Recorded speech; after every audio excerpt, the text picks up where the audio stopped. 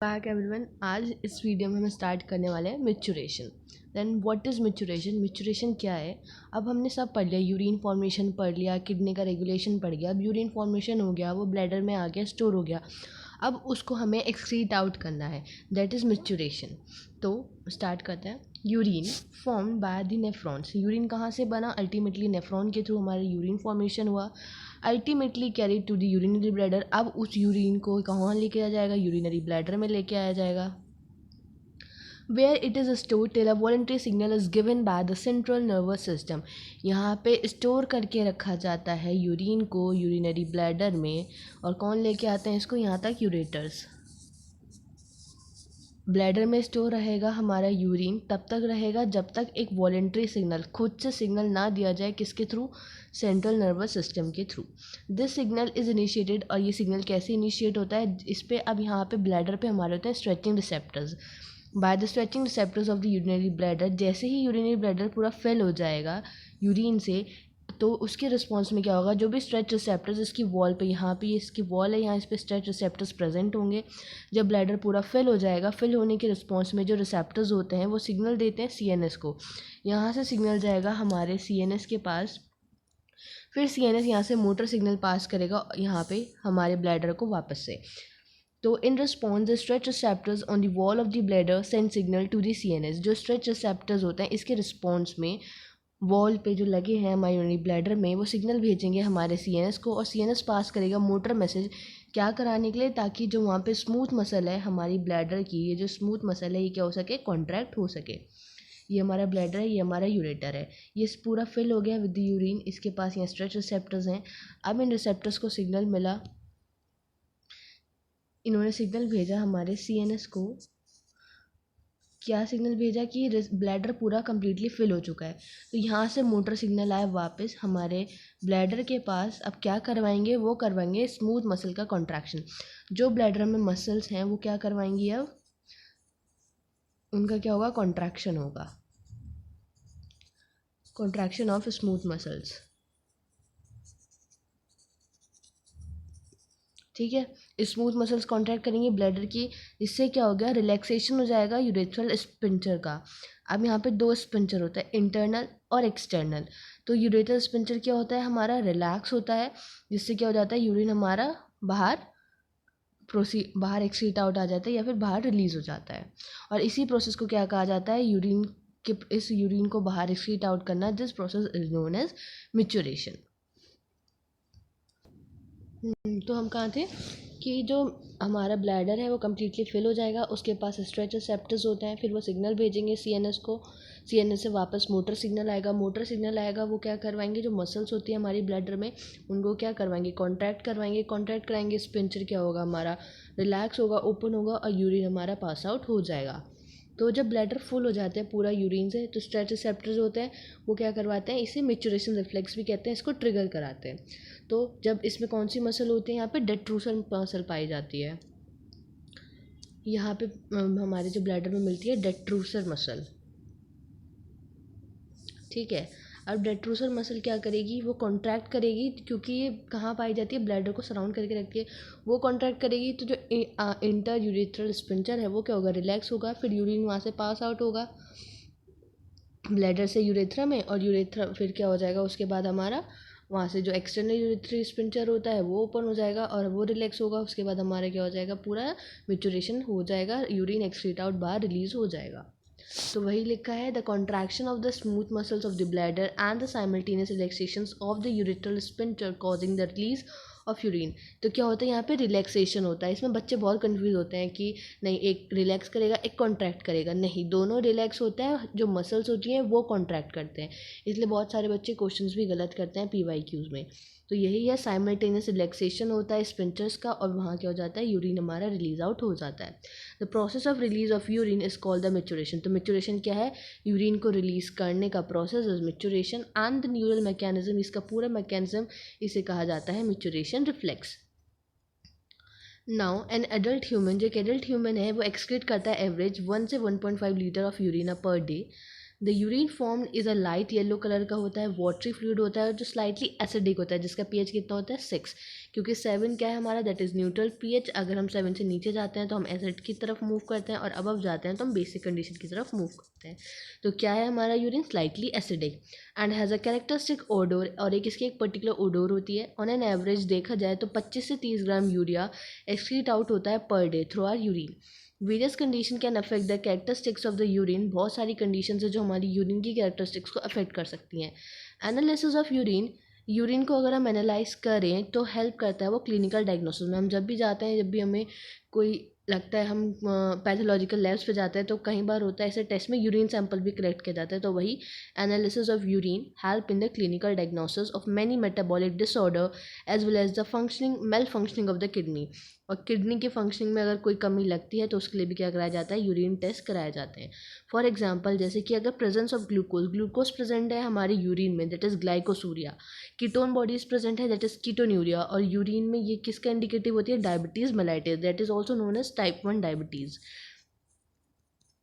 तो ये किसका इंडिकेशन है, डायबिटीज़ मेलाइटिस का, अगर यूरिन में ग्लूकोज मिल रहा है, कीटोन बॉडीज़ मिल रही हैं। तो ये था पूरा मेचुरेशन। अब देखते हैं role of other organs in excretion, और जो दूसरे ऑर्गन्स हैं इनका क्या रोल है हमारे एक्सक्रीशन में। Other than the kidney, lung, liver, skin also help in elimination of the excretory waste. Kidney के साथ साथ हमारे लंग, लिवर, स्किन भी काम करते हैं एलिमिनेट करने में एक्सक्रीटरी वेस्ट को।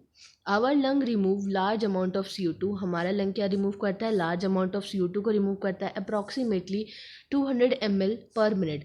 पर मिनट हम जो कर रहे हैं, इंस्पायर कर रहे हैं, एक्सपायर कर रहे हैं, तो एक्सपायर के थ्रू हम 200 ml ऑफ CO2 क्या करते हैं, एक्सक्रीट आउट करते हैं।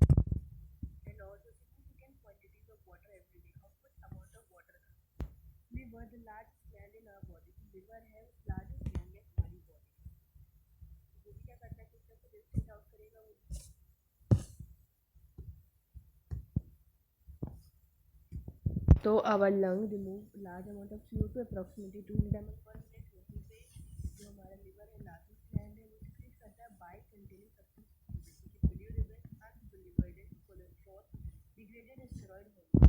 तो लिवर आके एक्सीड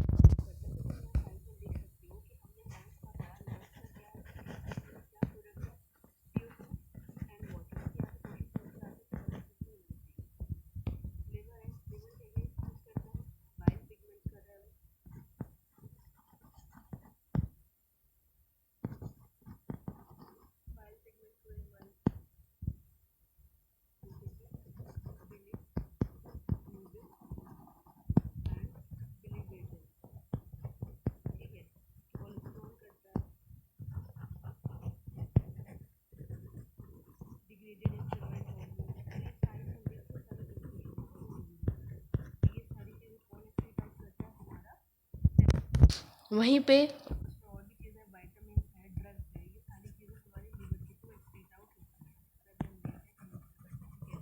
हमारा liver most of these substance ultimately pass out along with the digestive waste. और कैसे पास होते हैं ये ज़्यादातर, कैसे, थ्रू हमारे डाइजेस्टिव वेस्ट जो हमारे फीसेस होते हैं उसके थ्रू ये पास हो जाते हैं।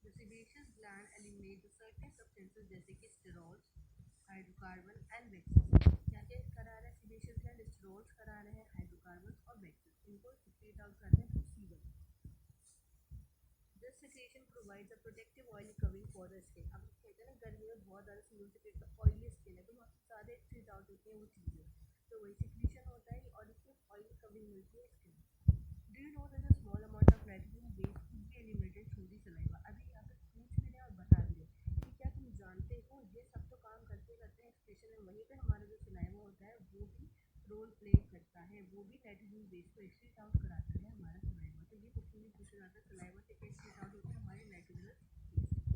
ये दूसरे ऑर्गन से जिनका रोल था हमारा एक्सक्रीशन में। अब हम पढ़ने जा रहे हैं कि किडनी सिस्टम हमारा बेसिकली एक्सक्रीटरी सिस्टम जो है उसके क्या क्या डिसऑर्डर्स हैं। तो disorders of the excretory systems, क्या क्या डिसऑर्डर्स हो जाते हैं अगर मेल फंक्शनिंग हो जाए हमारी किडनी की, वो अपना फंक्शन अच्छे से परफॉर्म ना करें। malfunctioning of the kidney can lead to the accumulation of the urea in a blood। Urea accumulate हो जाएगा हमारे ब्लड में, उस कंडीशन को कहा जाएगा यूरीमिया।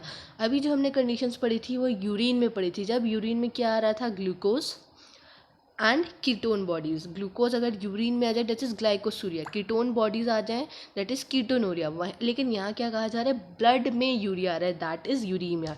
डिफरेंस है, वहाँ पे वो यूरिन की बात की गई है और यहाँ पे ब्लड कंडीशन की, ब्लड में आ जाए तो दैट इज़ यूरीमिया। कहाँ आएगा, ब्लड में, which is highly harmful and may lead to the kidney failure. ये बहुत ज़्यादा हार्मफुल होती है और क्या हो जाता है, इससे किडनी फेलियर के चांसेस और बढ़ जाते हैं, हो ही जाता है मोस्टली जब हमारी किडनी काम नहीं करी इसलिए यूरिया एक्सक्रीट आउट नहीं हो रहा, ब्लड में इकट्ठा हो रहा है। इन सच पेशेंट्स, ऐसे पेशेंट्स में यूरिया को रिमूव किया जाता है किसके थ्रू, हीमोडायलिसिस के थ्रू। अब इसमें क्या होता है, ब्लड को ड्रेन किया जाता है कन्वेंशनल आर्टरी, मतलब जो भी सूटेबल आर्टरी लगती है हमें वहाँ से ब्लड को बाहर निकाल लिया जाता है, ड्रेन आउट कर लिया जाता है। तो blood drain from a conventional artery is pumped into dialysis unit, वहाँ से निकाल के उसको डायलिसिस यूनिट में डाला जाता है। लेकिन कब, जब उसके अंदर एंटी कोगुलेंट को ऐड कर दें। एंटी कोगुलेंट क्यों ऐड करा जा रहा है, ब्लड को बाहर निकाला जाए ताकि वो कोगुलेट ना कर जाए। तो क्या डाला जाता है उसके अंदर, एंटी कोगुलेंट डाला जाता है दैट इज़ हेपारिन। अब unit the contain a coiled cellophane tube surround the fluid, dialysis fluid. जो यूनिट है, जो हमारी डायलिसिंग यूनिट है वो क्या है, उसके पास एक कॉइल्ड सेलोफेन ट्यूब है जो उस फ्लूइड को सराउंड करती है दैट इज़ डायलिसिंग फ्लूइड को, having the same composition as that of plasma except the nitrogen waste. अब जो ये ट्यूब है इसमें ब्लड की कंपोजिशन की सेम होती है, ये हमारा मान लो ब्लड है और ये हमारी डायलिसिंग फ्लूइड है, इसका कंपोजिशन एज सिमिलर टू क्या होगा, किसके सिमिलर होगा, ब्लड के सिमिलर, प्लाज्मा के सिमिलर होगा हमारा, एक्सेप्ट क्या कहा गया, नाइट्रोजन वेस्ट। अब इसके अंदर नाइट्रोजन वेस्ट यहाँ पे नहीं है और यहाँ पे हमारे प्रेजेंट है। अब जब ये इसके सराउंड चलेगा करेगा तो ये कैसी होती है, पोरस होती है। पोरस से मतलब परमीबल है, यहाँ से फ्लो का मूवमेंट सब कुछ अलाउ है। कैसी है, ये पोरस है यहाँ से, तो यहाँ से फ्लो करेगा और इसमें से क्या जाता जाएगा, हमारा जो भी हमारा नाइट्रोजन वेस्ट है वो हमारा यहाँ से निकलता जाएगा बाहर, इकट्ठा होता जाएगा और हमारा ब्लड जो है, हमारा प्लाज्मा जो है वो फिल्टर होता जाएगा। तो जो पोरस सेलोफेन मेम्ब्रेन है ट्यूब की, वो अलाउ करती है कि जो मॉलिक्यूल्स हैं कंसंट्रेशन ग्रेडियंट के बेसिस पे उनका मूवमेंट हो सके। अब कंसंट्रेशन ग्रेडियंट में कैसे बन रहा है, वहाँ पे हमारे जो प्लाज्मा है वहाँ नाइट्रोजन कंपोनेंट प्रेजेंट है, जितने भी नाइट्रोजन वेस्ट प्रोडक्ट्स हैं वहाँ प्रेजेंट है। और जो सेलोफेन ट्यूब जो हमारा डायलिसिंग फ्लूइड है उसके अंदर वहाँ पे वो नाइट्रोजन वेस्ट नहीं है। तो क्या बन गया, कंसंट्रेशन ग्रेडियंट बन गया। अब वो प्लाज्मा से उधर की तरफ मूव कर जाएगा on the basis of concentration gradient. ऐसे क्या होगा, वहाँ से जो भी हमारे एक्सक्रीटरी प्रोडक्ट्स थे वो सारे वहाँ से निकलते जाएंगे। तो allow the passage of the molecule based on the concentration gradient. As nitrogenous waste are absent in the dialysing fluid, जैसे कि नाइट्रोजन वेस्ट एब्सेंट है डायलिसिंग फ्लूइड में, तो these substances freely move out, कैसे हो जाएंगे, बाहर निकल आएंगे वहाँ से, thereby clearing the blood, और हमारा ब्लड क्या होता जाएगा, फिल्टर्ड होता जाएगा। अब जो क्लियर ब्लड है वो वापस से पम्प बैक किया जाता है हमारी बॉडी में, किसके थ्रू, वेन के थ्रू वापस दिया जाता है after adding the anti heparin to it.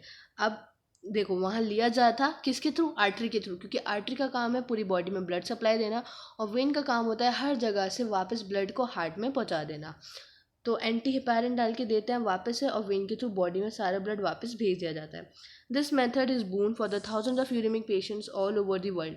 अब ये मेथड किसके लिए एक बून टाइप है, किसके लिए, एक बून होता है ना कि जो दो वर्ड्स होते हैं बून एंड द कर्ज, तो कर्ज अपोजिट होता है उल्टा, लाइक अभिशाप है, तो बून क्या है, उनके लिए एक आशीर्वाद वरदान टाइप है ऐसे पेशेंट्स के लिए जो यूरेमिक पेशेंट्स हैं ऑल ओवर दी वर्ल्ड। तो यूरेमिक पेशेंट मतलब जिनके ब्लड में यूरिया मिल रहा है। Now kidney transplantation, kidney transplantation एक अल्टीमेट मेथड है इस चीज़ को करेक्ट करने के लिए जो एक्यूट रीनल फेलियर्स होते हैं, किडनी फेलियर्स होते हैं। A functioning kidney is used in the transplantation from a donor। अब एक फंक्शनल किडनी ली जाती है ट्रांसप्लांट करने के लिए डोनर से, जो प्रिफरली क्या होते हैं, डोनर्स क्लोज रिलेटिव्स होते हैं, ताकि वहाँ पे ग्राफ्ट रिजेक्शन ना हो पाए, कि वहाँ पे बॉडी उस चीज़ को रिजेक्ट ना कर दे, chances rejection by the immune system of the host. Modern clinical procedures have increased the success rate of complicated techniques। अब ये कॉम्प्लिकेटेड टेक्निक्स तो हैं दो ये, लेकिन अब इजीली परफॉर्म हो रही हैं। क्यों हो रही हैं? क्योंकि मॉडर्न क्लिनिकल प्रोसीजर्स आ गए हैं जिन्होंने इसका सक्सेस रेट या फिर सक्सेस रेशियो ज़्यादा से ज़्यादा बढ़ चुका है। नेक्स्ट है हमारी रीनल कैलिकुलाई। रीनल कैलिकुलाई बहुत ही कॉमन चीज़ है, दैट इज स्टोन और insoluble masses of crystallise salts oxalate etcetera from within the kidney.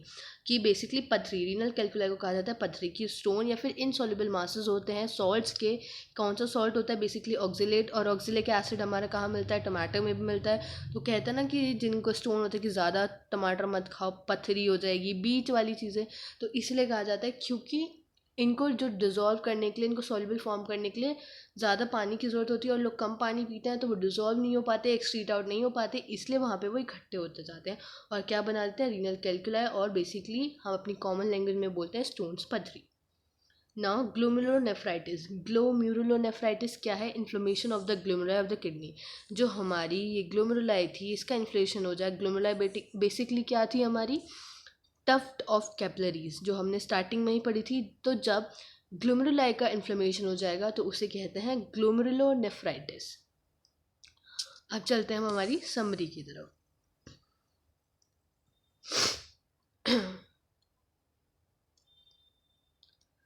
Many nitrogen containing substances जैसे कि ions, CO2, water etcetera that accumulate in the body have to be eliminated. जो हमारी body में accumulate होता है उन्हें eliminate होना होता है, बाहर निकालना होता है, एक्सक्रीट आउट करना होता है। Nature of nitrogenous waste formed and their excretion vary among animals. किस तरीके का सॉरी किस तरीके का नाइट्रोजन वेस्ट बनना है और कैसे एक्सक्रीशन होना है, ये वेरी करता है animal to animal. Mainly depend करता है उनकी हैबिटेट पे, वो कैसे रहते हैं, कितना पानी उनको मिल पाता है इन चीज़ों को एक्सक्रीट आउट करने के लिए। Ammonia, urea and uric acid are the major nitrogen waste excreted.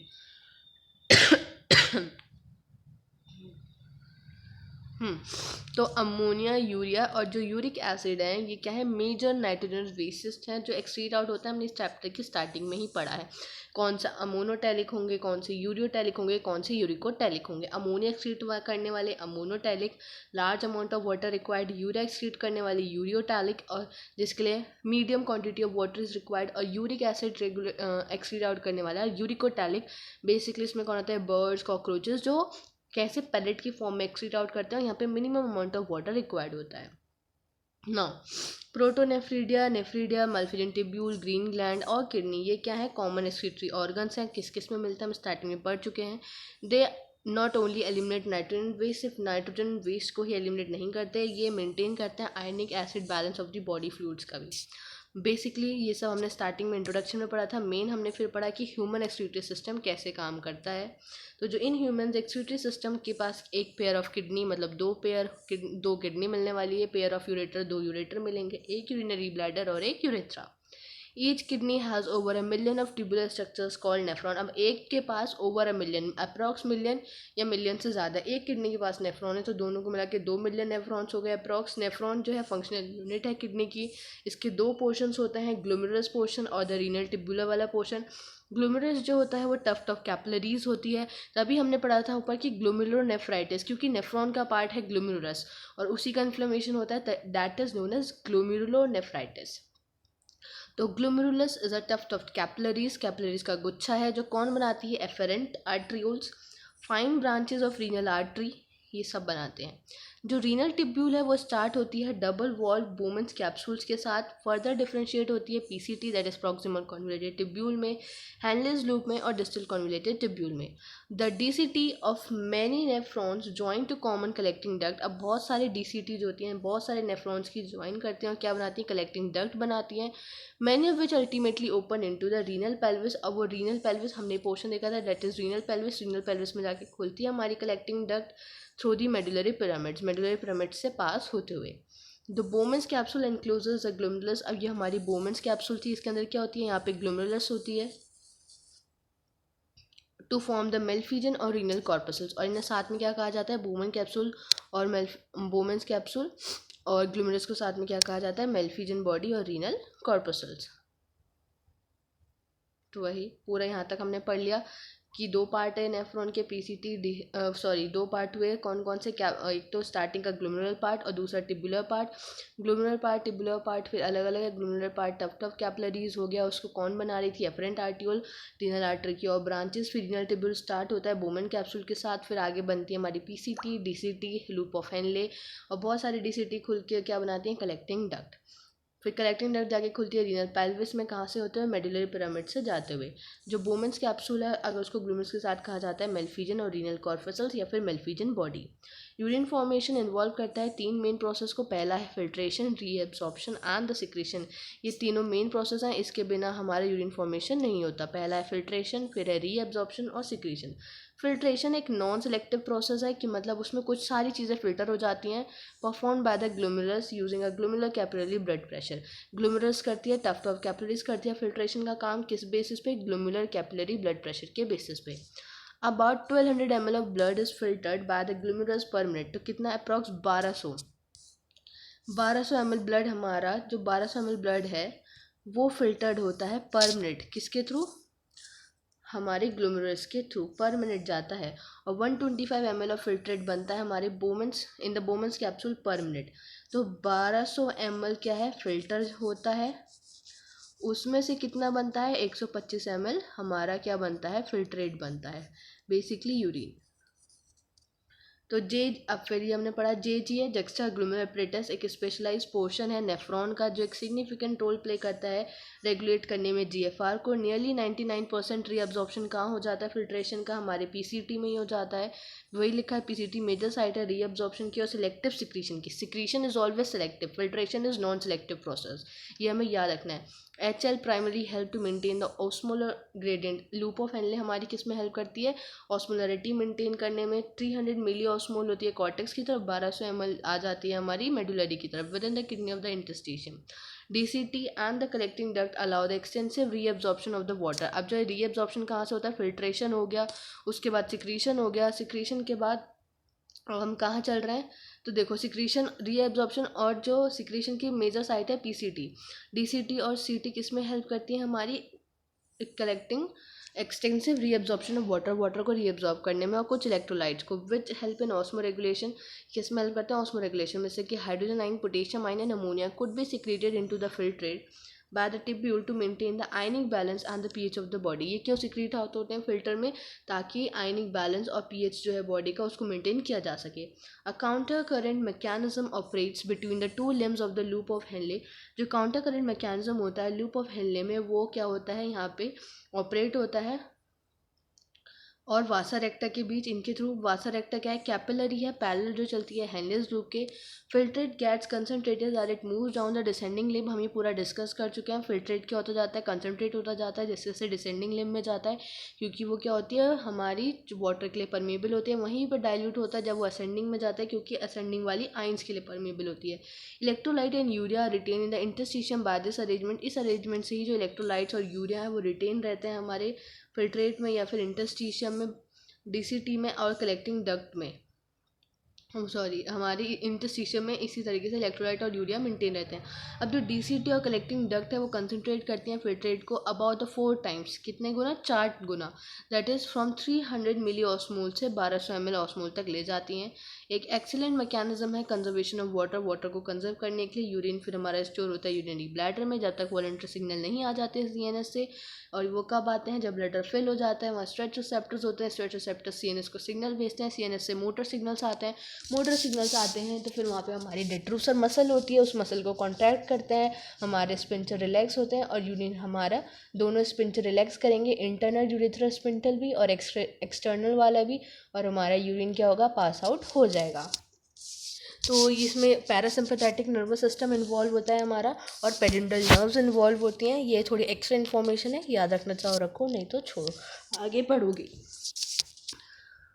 तो सीएनएस के थ्रू हो जाएगा सारा, यूरेथ्रा से फिर हमारा यूरिन रिलीज हो जाएगा। उसी प्रोसेस को कहा जाता है maturation. The release of urine is known as maturation.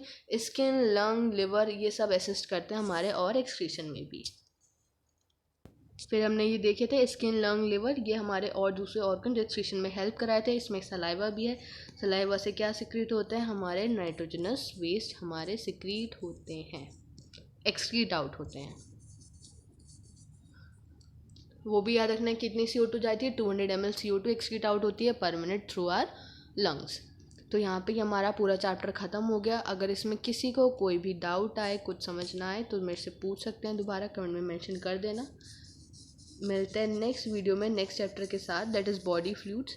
तब तक के लिए thank you and bye bye.